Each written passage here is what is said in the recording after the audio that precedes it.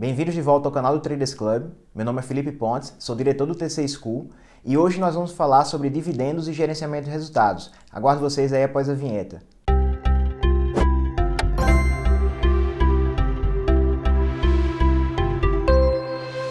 Bom, estamos aqui hoje com o professor Orleans Martins, professor da Universidade Federal da Paraíba. Professor Orleans, obrigado aí pela presença. Sei que a agenda está corrida aqui em São Paulo. Estamos no evento aqui da CVM e consegui roubar ele um pouquinho aqui para falar com vocês sobre dividendos e gerenciamento de resultados. Então, Orleans, pode se apresentar aí para a nossa audiência. Obrigado, pessoal. Eu que agradeço o convite de estar aqui, a oportunidade de estar conversando com vocês. Bom, sou professor de contabilidade lá da Universidade Federal da Paraíba. Tenho alguma experiência aí com contabilidade, com investimentos, também faço alguns investimentos, tenho participação também no Clube de Investimentos, onde eu faço parte da gestão do clube, e algumas consultorias na área de governança, na área de avaliação de empresas, então espero poder contribuir com a conversa. Bom, vamos entrar agora no assunto de fato do vídeo. Nosso público é bem diversificado, nós temos muitas pessoas iniciantes, muita gente com conhecimento de pouco tempo de bolsa e uma grande quantidade de pessoas também com conhecimento mais avançado. Então, nós vamos falar hoje sobre dividendos e gerenciamento de resultados. Antes disso, só dar uma explicada rápida para quem está nos assistindo, o que é dividendo, o que é juros sobre capital próprio, o que é que diferencia um do outro? Tá, dividendo é a distribuição de lucros, né? A gente no Brasil tem um histórico de alguns anos atrás, nosso mercado de capitais ainda é pequeno comparado a grandes economias, e há vários anos atrás, quando o dividendo foi introduzido, digamos assim, junto da lei societária, lá na década de 70, o governo ele tinha como um dos incentivos para o mercado oferecer o dividendo como forma de remuneração. Isso para diminuir o risco que havia, por exemplo, para as pessoas que ainda não estavam habituadas a investir no mercado de capitais. Isso acabou fazendo com que se criasse essa expectativa de distribuição de resultados pelas empresas e existe uma teoria chamada teoria do pássaro na mão, que ela acaba explicando que em ambientes com maior risco, como o mercado de países emergentes, a tendência do investidor é de preferir distribuição de dividendos, a deixar, por exemplo, o lucro reinvestido na empresa, porque não se sabe se o gestor da empresa vai reinvestir bem aquele lucro. A ideia do pássaro na mão é justamente isso. É melhor um pássaro na mão, que é o dividendo, do que dois voando, que são os lucros futuros que eu não sei se eu vou ganhar. Exatamente. Então, essa é a ideia do dividendo, né? O juros sobre o capital próprio ele é muito específico do mercado brasileiro, né? Há até quem chame da jabuticaba brasileira. Nós tínhamos até 1994 correção monetária de balanços no Brasil. Nós vimos um ambiente inflacionário, inflação muito alta, e existia esse instituto da correção monetária de balanços. Com o advento do real, o controle da inflação, a gente teve uma redução dos níveis de inflação naquela época, e a correção monetária deixou de ser obrigatória. Com o fim da correção monetária, então, criou-se a figura do juros sobre capital próprio, que era uma forma de remunerar o capital do acionista, haja vista que a gente ainda tinha inflação. Era uma compensação pela extinção da correção monetária, só que você só corrigia o lucro e não o patrimônio todo. Exatamente. É muito legal a história. Quem gostar de contabilidade, análise de balanços, dá uma lida no livro Análise Avançada das Demonstrações Contábeis, do professor Eliseu Martins. Eles contam essa história de forma resumida, né? Que foi os políticos queriam dizer que o capital do capitalista era corrigido e o capital dos funcionários não era, o trabalhador não era. Eles resolveram extinguir a correção monetária. Até hoje, mesmo que a gente está com a inflação baixa, mas até hoje faria sentido ter correção monetária, né? Sim, se a gente olhar no próprio início dos anos 2000, a gente teve anos em que a inflação foi mais de 10%, dois dígitos, né? Então, consumia muita parte do capital. Mas na prática, no final, para o investidor, o que é que muda? Principalmente para o investidor pessoa física, a tributação, né? O dividendo, por enquanto, é isento, né? Existe essa discussão. Hoje, gravando o vídeo aqui, saiu a notícia de que é possível que saia uma tributação de 20%. Acho que quando vocês forem ver o vídeo, pode ser que já não existe mais isso ou que seja maior, mas hoje a notícia é 20%. Exato. Então, na pessoa física, física e na jurídica, né? O dividendo é isento. E a JCP, o juros sobre capital próprio, ele é tributado para a pessoa física, né? Clubes, pessoas jurídicas, eles acabam tendo um tratamento tributário um pouco diferente. Então, hoje, na prática, a grande diferença é essa, né? Então, o que a gente acaba considerando é que ambos são proventos, né? E o juros sobre capital próprio ele é dedutível do volume lá de dividendos obrigatórios, né? Beleza. E a empresa tem uma vantagem para a empresa também, que a empresa consegue deduzir da base de cálculo do imposto de renda dela. Então a empresa paga o máximo que puder. Já que tocou no assunto de clube, nós temos um vídeo aqui no TC School falando de clubes de investimento.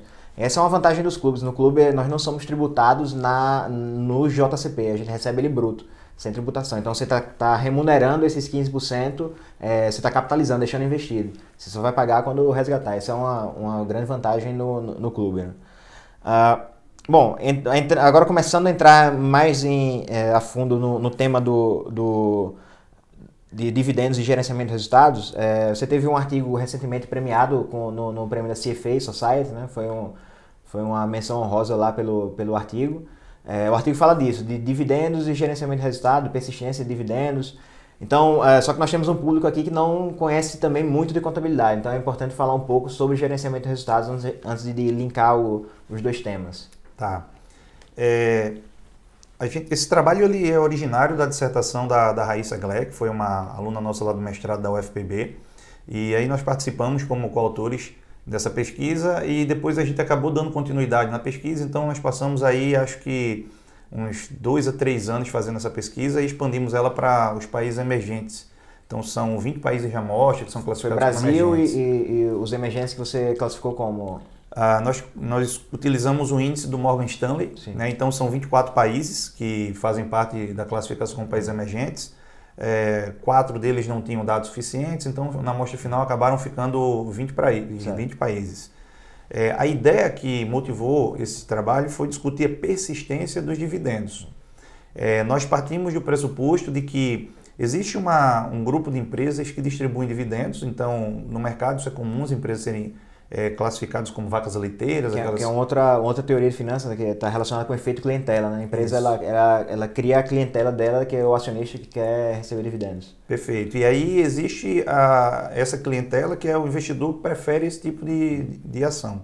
E, obviamente, esse investidor ele tende a demandar essa distribuição de dividendos, né? A gente tem alguns casos no Brasil de empresas que reduziram o volume de dividendos, por exemplo, e houve reação no preço das ações. Sim. Porque há uma expectativa de recebimento desses dividendos. Então nós partimos de um pressuposto de que os dividendos tenderiam a ser mais persistentes do que os lucros das empresas. A gente tem vários casos de empresas que distribuem resultados, distribuem lucros, né? Acumulados nesse caso, mesmo quando elas têm prejuízo naquele período. Então a gente tem uma série delas que continuam esse pagamento dos dividendos. E obviamente algumas empresas que têm prejuízos ou que continuam distribuindo esses lucros, elas podem ter práticas de gerenciamento de resultados. Então o gerenciamento de resultado, na literatura, ele pode ser capturado fundamentalmente de 2 formas. Uma forma é por meio das chamadas acumulações, né, os accrues. O nome mais bonito é accrue, né? Exato. Em que as empresas elas diferenciam os períodos de recebimento das suas despesas e recebimento das receitas e pagamento das despesas, ou seja, elas acabam mudando esses prazos e aí elas distanciam o que nós chamamos de regime de competência do regime de caixa, né? O que é competência do que é caixa. Então isso acaba fazendo com que os resultados da empresa sejam modificados. E aí o gestor pode fazer isso ou para ele criar uma reserva de lucro, quando um período a empresa foi muito bem, para ele aproveitar essa suposta reserva no período seguinte, ou o contrário, ele antecipa para bater uma determinada meta. Meta de um analista, ele acha que os analistas botaram uma estimativa para cima, ele vai tentar bater essa meta. Exatamente. Então há uma série de evidências na literatura, tanto internacional quanto nacional, sobre isso. E a outra forma é por meio das atividades operacionais, de fato, né? Então, modificando de fato as atividades operacionais, mexendo em estoques, por exemplo, retardando ou antecipando uma entrega de uma mercadoria. Então, com essa movimentação, a empresa também consegue fazer o seu resultado. Então, nós dizemos que o gestor está gerenciando o resultado para poder alcançar um resultado esperado. Com atividades reais, eu acho que fica, para quem não entende contabilidade, é bem fácil entender o gerenciamento de atividades reais, as atividades operacionais. Mas com a Cruz, cita um exemplo aí para quem não conhece contabilidade. E só um detalhe, quem já leu os nossos textos de contabilidade no TC School, um dos primeiros textos nós falamos sobre isso, regime de competência, caixa e o que são a Cruz. Então quem não leu ainda, recomendo que leia, mas você pode citar um exemplo de uma Cruz que seja bem conhecida aí de todo mundo? uma CRU que seja bem conhecido, a empresa ela pode gerenciar, por exemplo, as provisões contábeis. Por meio das provisões contábeis, aqueles eventos não caixa que a gente usualmente fala e aqueles tão citados que são utilizados, por exemplo, para ajustar a EBITDA. Então, esse tipo de operação... aumentar ou reduzir o prazo de depreciação do ativo. A depreciação, a amortização, até uma provisão de uma questão trabalhista, de uma questão judicial que a empresa esteja enfrentando. Então, esses reconhecimentos que dependem muitas vezes da própria mensuração contábil, então o gestor ele pode utilizar essa discricionariedade para poder modificar o resultado pontualmente e aí gerenciar esse resultado de forma que lhe favoreça, né? Nós costumamos dizer que esse gerenciamento ele sempre é reversível, né? Uma das poucas certezas que nós temos na vida, eu sempre digo, é que os acrus se revertem, né? Exato. A ação do débito tem que ser igual à ação dos créditos. Então, uma hora eu vou ter que reverter esse lançamento. Exatamente. Então, o que ele faz, na verdade, é ele fazer esse ajustamento para atingir aquela meta que ele tem naquele momento. E isso, obviamente, afeta o resultado, que muitas vezes é o lucro, e, consequentemente, afeta o dividendo. Porque o dividendo é a distribuição de parte desse lucro. Sim. Então, nós partimos do pressuposto de que há uma expectativa de que os dividendos possam ser mais persistentes, ou seja, eles possam se repetir com maior frequência, em valores muito aproximados, do que os lucros, que são mais sujeitos ao gerenciamento de resultados. Porque muitas vezes as metas de mercado elas são estabelecidas, né, os preços-alvos eles tomam como base o fluxo de caixa ou então o lucro projetado da empresa. E raramente se utiliza dividendos. Então, a meta está mais preocupada com o resultado em si do que com o dividendo necessariamente. Beleza. Então, a ideia é que a empresa gerencia o resultado, mexe no lucro, mas ela não mexe no dividendo. Ela pode manter o nível de pagamento de dividendos. Então, em geral, seria esse. Isso. Essa foi a expectativa inicial. Sim. E por que a gente fez essa pesquisa olhando para países emergentes? Porque os países emergentes são os mercados mais arriscados, onde a menor proteção para o acionista, o enforcement é menor, ou seja, conjunto de normas, de regras que circundam o mercado são mais frágeis. Então, normalmente, nesses mercados, o investidor ele tende a preferir o recebimento do dividendo. Sim. E aí isso cria um ambiente muito favorável para esse tipo de análise. Tá. Em resumo sobre os resultados e já focando em como o investidor pode se beneficiar com o resultado de uma pesquisa científica como essa para o seu processo de análise de investimento e escolha de ações. Como é que uma pessoa que não é pesquisador, um investidor comum poderia se beneficiar disso? Tá. Esse estudo foi exatamente desenvolvido nesse sentido de a gente poder aproximar a literatura acadêmica do mercado. Dividendo é um assunto simples que todo investidor inicial ele conhece. Ele sabe o que é um dividendo e ele tem aquilo como visão de remuneração. E a forma como nós construímos o trabalho foi exatamente tentando trazer esse contexto para dentro de uma questão mais prática. Os nossos resultados, ao final, chegaram à conclusão de que, de fato, os dividendos são, de fato, mais persistentes. Então, quando a empresa gerencia resultados, ela gerencia objetivando manipular ou gerenciar, ajustar o seu lucro e não necessariamente o dividendo. Exatamente. Então, esse resultado ele foi encontrado, havia poucas evidências na literatura internacional acerca disso, né? Daí veio a nossa menção lá no CFA. E os resultados eles apontam que, de fato, o gerenciamento existe no Brasil, assim como nos demais países, há uma série de evidências que apontam nesse sentido, e que eles afetam mais os lucros do que os dividendos. Então, os resultados eles podem ser úteis para o investidor que tem o perfil de investimento que prefere o dividendo.